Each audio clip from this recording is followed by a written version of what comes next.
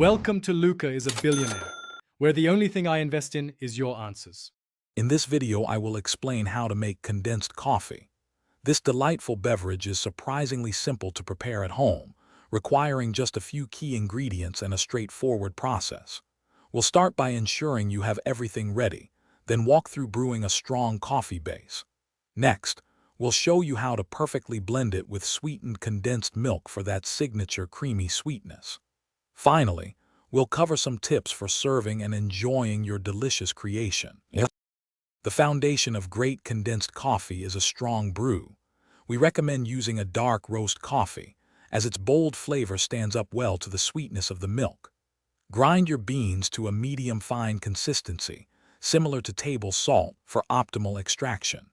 You can use a drip coffee maker, a French press, or a pour-over method to brew.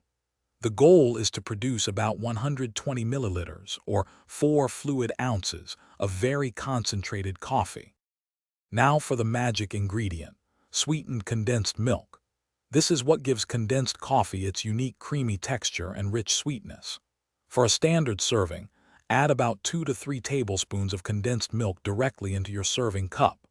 Then, carefully pour the hot, freshly brewed strong coffee over the milk.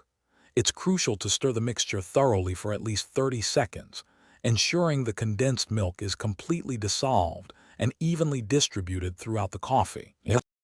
Your delicious condensed coffee is now ready to enjoy. You can serve it hot, perfect for a cozy morning or an afternoon pick-me-up.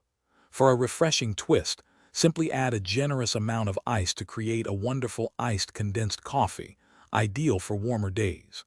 Remember, you can always adjust the amount of sweetened condensed milk to suit your personal sweetness preference.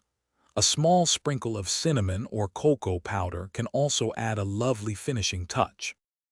Thanks for watching and please subscribe. It's the best investment you'll ever make.